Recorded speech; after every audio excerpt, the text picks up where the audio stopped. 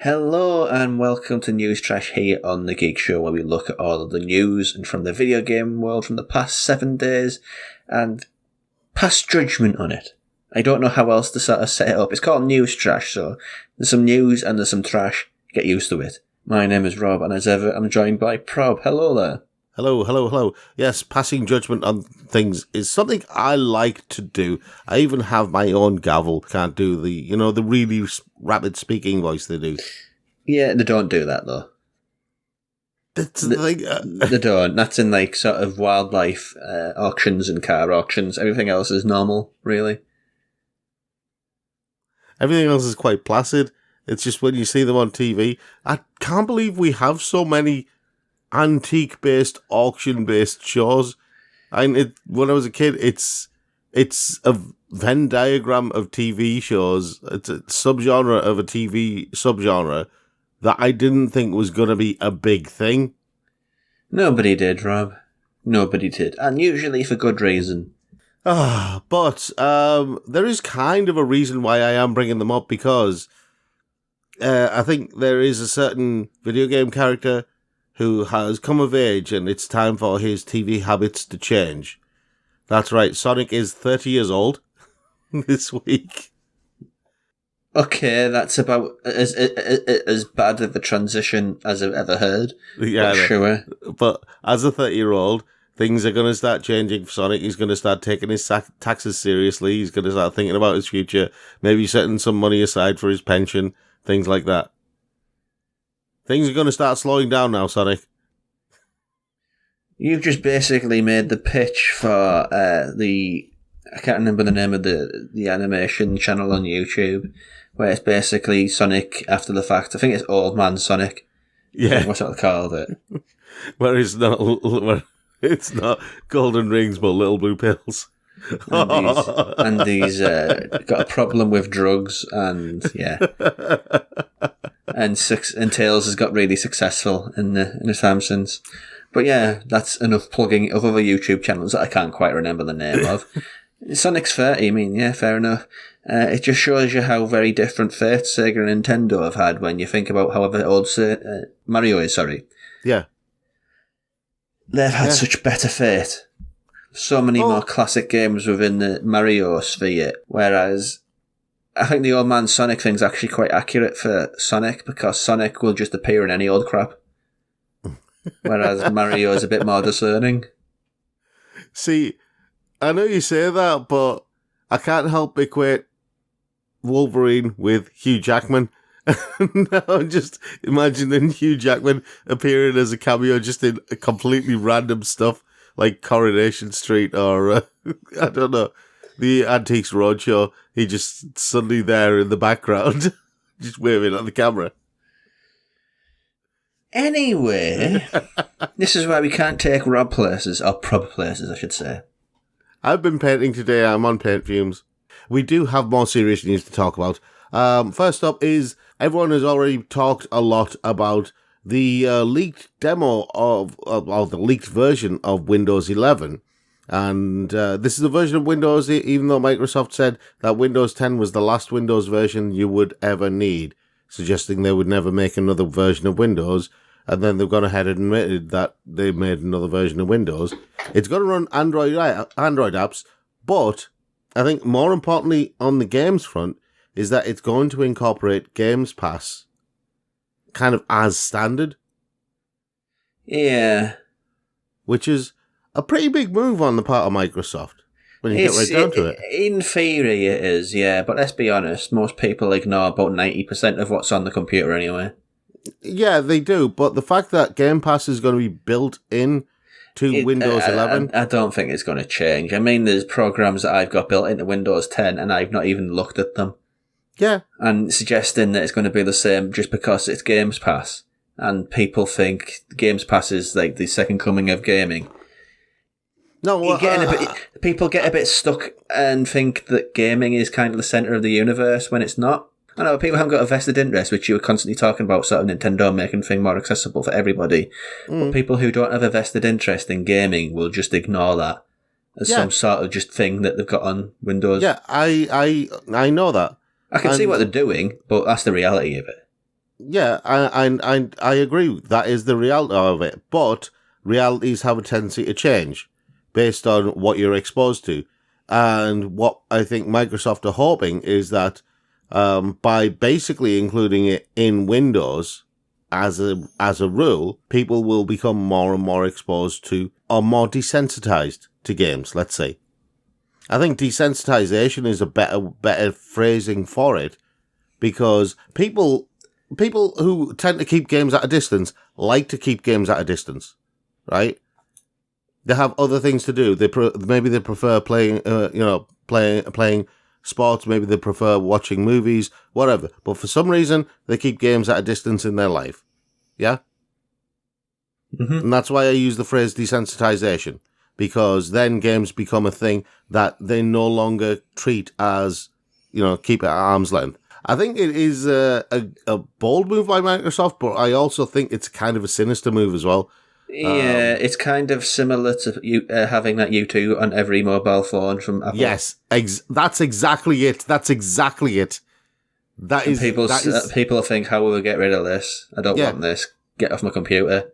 That is exactly it. I'm glad you brought that up, because I was trying to think. I'm sure someone's done something like this recently, and it left bad taste in everyone's mouth, but I can't remember what it was.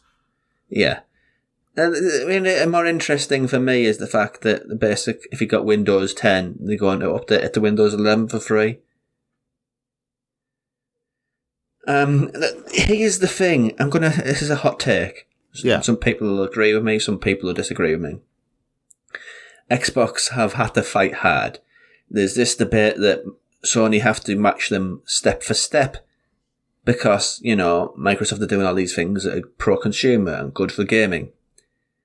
They don't. Microsoft are just doing what they have to catch up. Yeah. However, they're doing some things to catch up, some of which are coming off as desperate. Yeah. And for me, this is kind of one of them. I don't think it's necessary to include Game Pass as standard in Windows. I think Game Pass should be an addition that you can choose to have or not, but it's your choice. Yeah, forcing it on people, it's a bit bloatware, isn't it? Yeah, it is. Moving on to arch rivals Sony, and Sony support crossplay because Jim Ryan says so, effectively. What, is he still called Steve Austin? That's the bottom line, because Jim Ryan says so. Well, it kind of is. Oh, no, that's The Rock. It's The Rock. Jim Ryan is The Rock. I'm a bit out of touch with 90s era wrestling, sorry. So is everyone else. It kind of is exactly what you say, though. Jim Ryan has said that we support and encourage crossplay. He's basically giving a nod to titles that already implement crossplay, stuff like Fortnite and Rocket League, Minecraft and Call of Duty, and titles that are expecting the crossplay update like Destiny 2. He's assured everyone that the number of crossplay games that are available will grow, but at the moment, it's still like a pittance compared to just about every other platform. Yeah, I mean, honestly, I don't see the fuss in crossplay. I don't really understand it myself. Because every gamer tends to buy the console of what their friends are playing on and play it online with their friends. And so they've got sort of the inbuilt community of people to play these experiences with. Yeah. Crossplay is for people who don't have that. Yeah. And then it doesn't really matter where they're from, just as long as there's somebody. You see, the more you break it down, the more it doesn't really make any sense. The more it's just, well, you may as well, so why not? Yeah. That seems to be the philosophy behind crossplay for a lot of things now. There's no game that I could say that having crossplay has made it a better game. It's just something to do. Yeah. It's just something to add, like a quality of life thing to add, which doesn't really improve quality of life, I don't think. And it depends on how much you're into that game, I suppose. Yeah, but the truth is, the matter is, people playing games with the console that their friends have. At the end of the day, and that's it. I mean, if you're hardcore into, say, Among Us and you can't stop playing Among Us, then I suppose having Among Us on your console at home and on your mobile device that you can walk around with, that's a nice thing to have. Yeah? On a game like that, which is on everything. Yeah. Yeah, I can see that. Fortnite, Among Us, Warzone, bits and pieces like that. These free-to-play experiences are about the extent of what I see the point of crossplay. Yeah. Because you can have your progress saved across different platforms. Yeah. Beyond that, it's a bit more of it goes back to what I was saying earlier. Anyway, Tencent are, they're making moves. They bought a company called, I'm not sure how to pronounce this. I think it's, I want to call it Timmy, because it's Timi.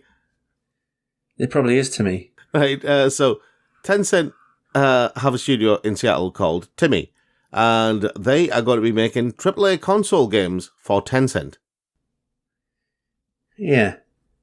And this Timmy studio, they're the company behind Honor of Kings and Call of Duty Mobile, and they've also brought on former Halo and Battlefield devs to create a new team, which is going to be focusing solely on making AAA games for consoles, which I think is a pretty big move for Tencent. It is, and it's good that sort of the Chinese influence is having an impact on the AAA industry because it is very American, very European. However, that being said, I'm kind of the more I hear the phrase AAA games, the more I just sort of groan. Yeah. Like, it's kind of just become shorthand for everything. Everything has to be AAA or nothing, and it's a bit boring, honestly.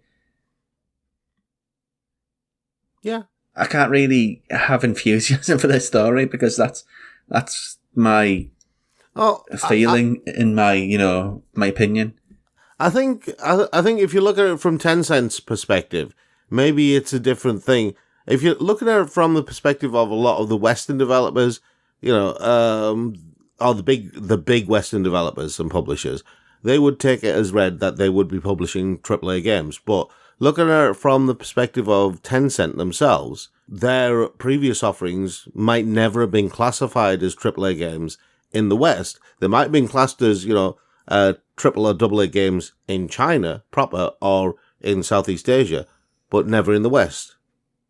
That might be the case. I don't know. I would imagine that to be the case because even games that are highly polished Chinese games or Korean games have been classed as just AA games or something like that in the West. I mean, is Persona 5 a AAA game? Yeah. Persona 4?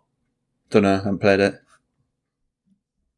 Because at some point, Persona swapped over from being just a normal niche game to becoming a AA game, then becoming a AAA game.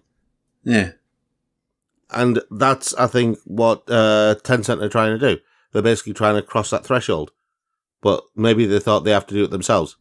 Yeah, honestly, the video game industry could do with less AAA games, and I think it'd be a much better but industry. I mean, I'm hoping Tencent brings something fresh to the table. I'm hoping Timmy brings something fresh to the table. Maybe they will. We don't know. Yeah. It's essentially because all AAA games are largely interchangeable.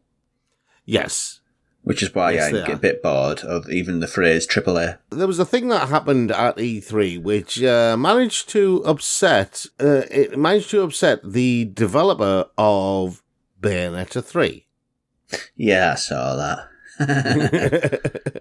Who went on to describe the people who were complaining about the lack of an update for Bayonetta 3 and the suspicion that the game had been cancelled secretly, went on to describe them as kusobaka.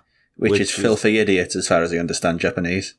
Filthy to a point of being absolutely disgusting and reprehensible idiots. Yeah. Could also be a swear word. Yes. It's kind of the Japanese language is funny like that. Yes, it is. Yes, it is. But yeah, the Nintendo's Bill Trinan and Nate Bildoff have come forward and said, I will go one further and say that not only does the game exist, but it is progressing well.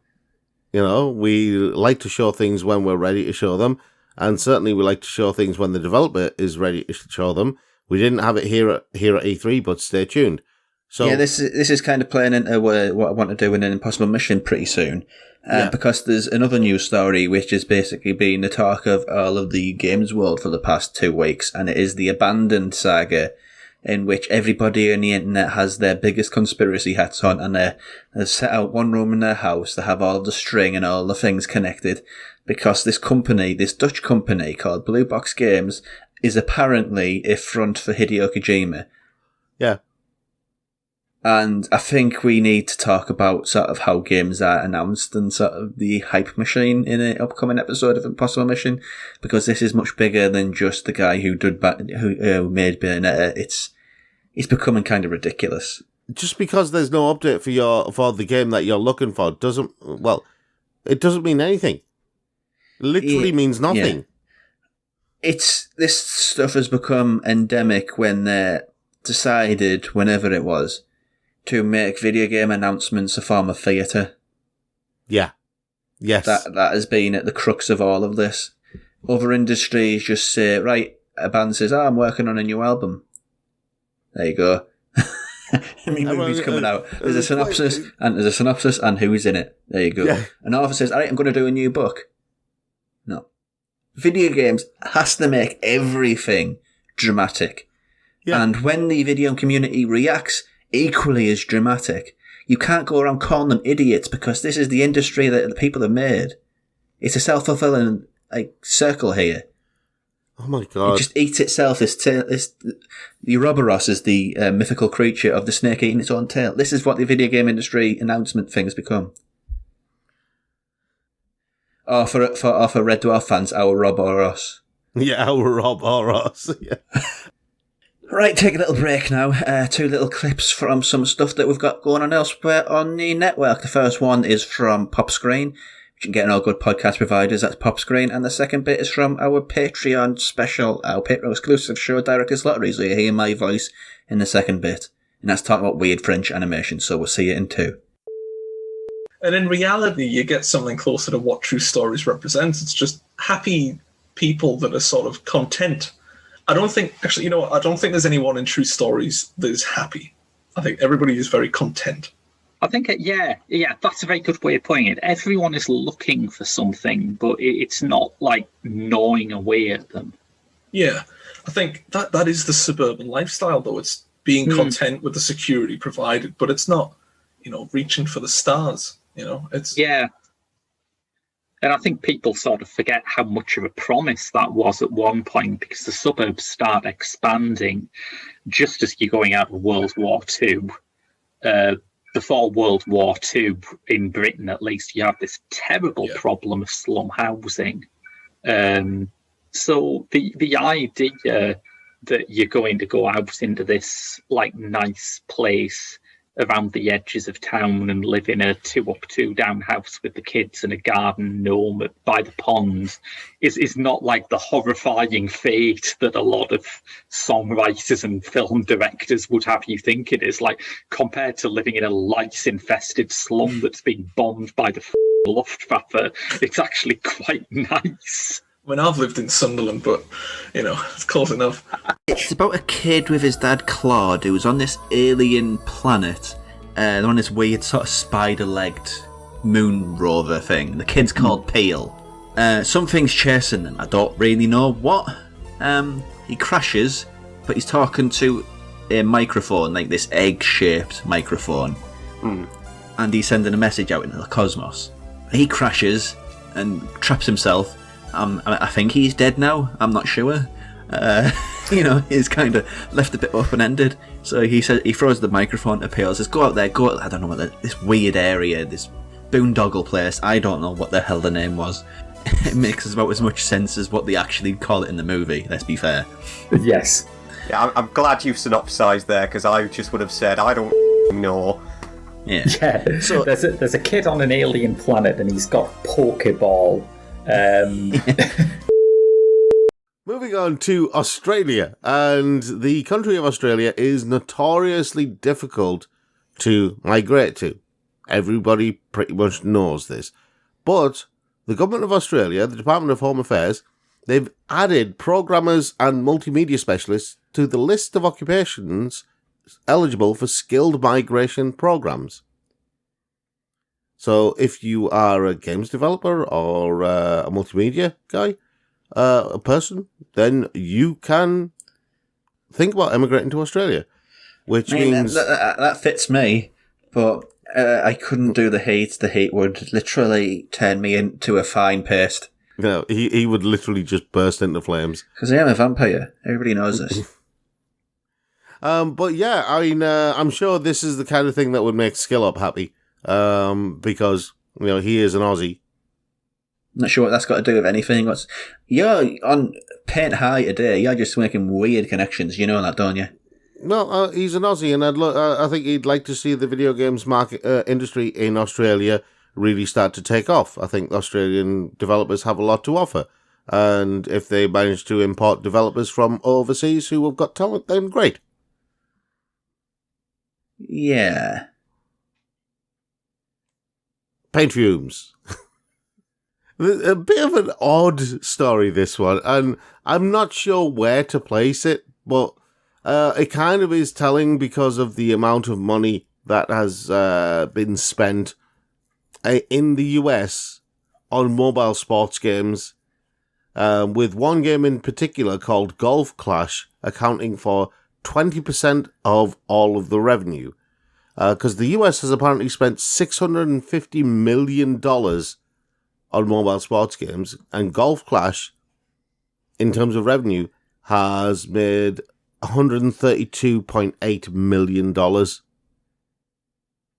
Well, mobile sports games. Yeah. It's a growth market that I just did not expect. Well, you underestimate the market of people who play games on the toilet. The bus stop. Waiting for the partner to get dressed as they go out and then for a nice meal. Or at the nice meal. When things are going badly. Yeah, you underestimate that market, Rob. So Golf Clash is the game to play, is it? When your date's going to the pots and it's going to the toilets, you play Golf Clash on all good mobile devices and app stores. Or you play, what is that free kick game called? Don't know. There's like a free kick game where you basically have to just, literally all it is you basically just slide your finger up the screen the way you want the ball to go, and that's it. And I have seen my nephews playing that game for hours on end.